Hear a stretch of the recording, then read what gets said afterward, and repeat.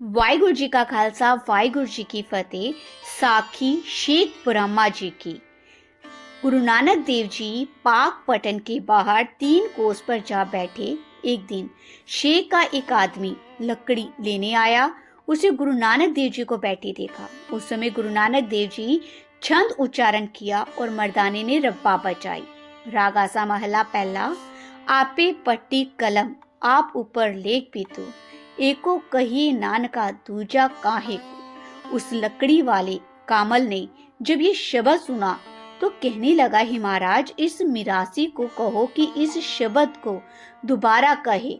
गुरुजी की आज्ञा से शब्द को दोबारा सुनाकर कामल को ने याद कर लिया तथा पीर को पाकर कहने लगा, हे पीर जी, आज हमको एक खुदा का प्यारा मिला।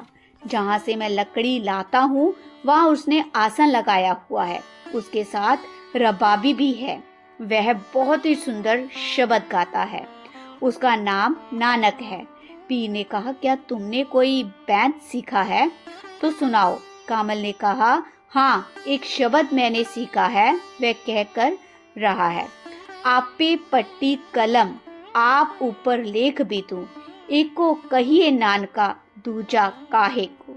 तब पीर ने कहा, मैं चाहता हूँ कि जिसने ये शब्द कहा उसका दीदार भी किया जाए।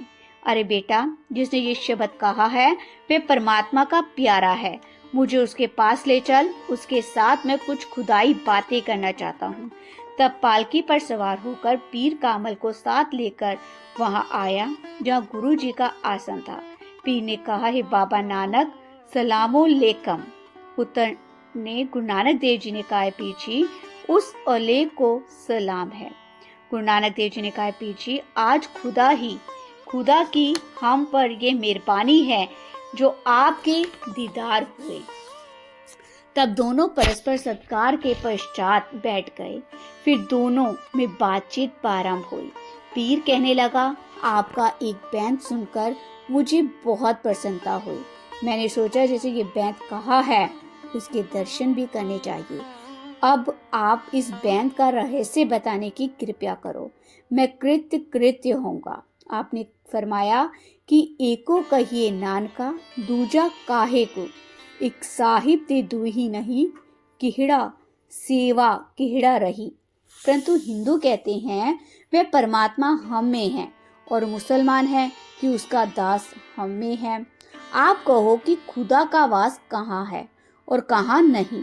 तब गुरु नानक देव जी ने कहा, पीर जी, इक्की साहेब ते एक हत, इको सेवो पूजे रत, दूजा काहे सिमरिए, जम्मे ते मर जाए, एको सिमरो नानका जल थल रहा समाए। तब गुरु नानक देव जी ने श्लोक कहा। तब पीर ने पूछा, पाड़ पटोला धज करी, कंबलड़ी पहरियो, जिन वेसी सो पाइए से ही वेश करो। गुरु जी का उत्तर आया इसमें, काव पड़ोला पाड़नी कंबली पहिरे, करहे बैठा सो पाइए जी नियत रास करे ही। हे पीर जी, यदि औरत घर में हो और मर्द परदेश गया हो और औरत मर्द के लिए घर के अंदर ही बैठी रहे, तब औरत पति की और पति औरत का। यदि औरत तो उगणहारी हो, अपने पति पर विश्वास ना हो, तो वह औरत पति का नहीं, वह तो दूसरों की होती है। यदि औरत धैर्य से बैठी रहे, तब उसका धैर्य उसकी इच्छा पूर्ण करता है। यदि औरत सुचज्जी हो परंतु पति से डरे तथा महिलाओं से सुगंधी आती हो, उस पर अधिक प्रसन्न होता है। यदि औरत में दुर्गति हो तो पति उस पर प्रसन्न नहीं होता, उस पर कृपा नहीं करता। यदि अधिक दुर्गंध हो तो पति उसके निकट भी नहीं आता। हे पीर जी, ये देह अच्छी नहीं जो अपने स्वामी का सार नहीं जानती। बुराइयां का नाम दुर्गंध है, अहंकार है तो उसका नाम महादुर्गंध है। यदि ये सभी दुर्गंध जिसमें हो, बताओ उसे पिया किस प्रकार मिलेगा। सच्चा स्वामी तो गुणों के साथ ही प्राप्त होता है। तब पीर ने पूछा, पीर का जो कथन था, कवन सु अक्षर कवन गुण कवन सु मणिया मंत्र कवन सु वेसो हो करी जितवस आवेकन। आगे गुरु नानक देव जी ने इसका उत्तर दिया, निवन सु अक्षर खीवण गुण जिह्वा मणिया मंत्र ऐत्रे पैणु वेश कर तावस आवीकन। सेवा करे कंत की कंत इसका होई सब्बे सैया छड़ के कंत तिसी पे होई। इसका अर्थ है, हे पीर जी, जो झुकना है यह प्रत्येक के लिए उत्तम है, बस उसका नाम अक्षर है, और भली बुरी बात सुनकर आगे से उत्तर ना देना इसका खीवना है, तथा ईश्वर की ओर से सुख दुख जो भी मिल जाए वाणी द्वारा जब कभी बोलना पड़े तभी भला बोले, इसका नाम मणिया कहा जाता है। ऐसे लक्षणों वाले पति को पा लेती है, सभी को छोड़कर पतिदेव उसी के बन जाते हैं, अर्थात जो पति की सेवा करती है तब पति उसी का बन जाता है। जो सेवा करे कंत की तब कंत तिसी का होए, गर्भी कंत न पाइए पावे खरी स्वालियो होए। हे पीर जी, मूल तो सच्ची सेवा है, सेवका ही तो पति परमात्मा का दीदार होता है, परंतु यदि सेवा में अहंकार है तो ऊपर से कितनी भी सुंदर हो उस पर परमात्मा प्रसन्न नहीं होता। यह अटल सिद्धांत है, वही कही जाती है। हे पीर जी, ये सच है कि सेवा ही ईश्वर का साक्षात्कार होता है।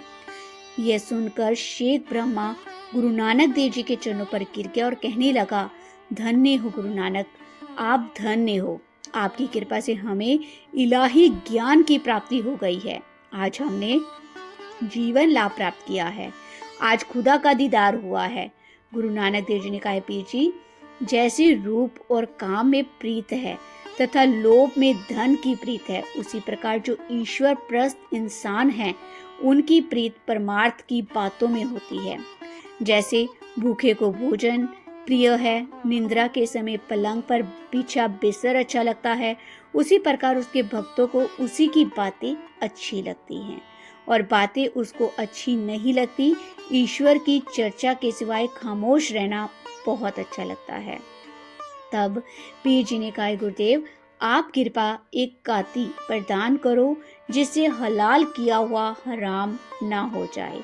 तब गुरु नानक देव जी ने शब्द उच्चारण किया, श्लोक श्री गुरु नानक देव जी, सच काती सच सब सार, काढ़त इसकी अपर अपार, सच की साण लय चिलकाए, गुण की तेके विच समाए, तिसका कुंठा होवे सेक, लोहो लब निकता देख, हक हलाल लगे इक जाई, नानक दर दीदार समाई। इसका अर्थ है, हे शेख जी, खून के स्थान पर जिसके लोभ है, जब तक लोभ है तब तक ये हराम है, जब इसमें से लोभ निकल जाए तब ये हलाल हो जाता है।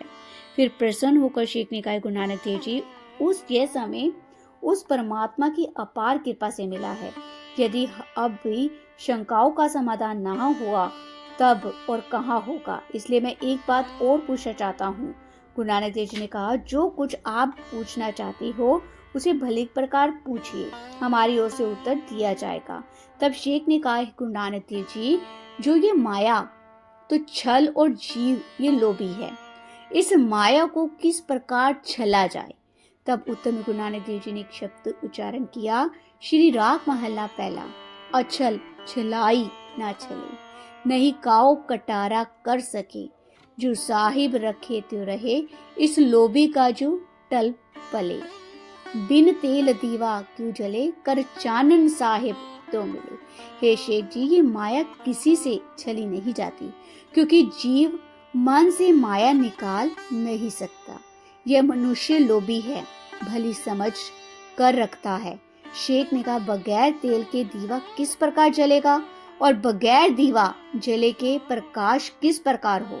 तब गुरु नानक देव जी ने कहा, संयम करने से सत्य का दीपक जलता है, तब साहिब को मिलता है। शेख ने कहा, हे गुरुवर, आप जो बातें कर रहे हैं ऐसे प्रतीत होता है जिसे आपके भीतर से खुदा बोल रहा हो। वाहिगुरु जी का खालसा, वाहिगुरु जी की फतेह।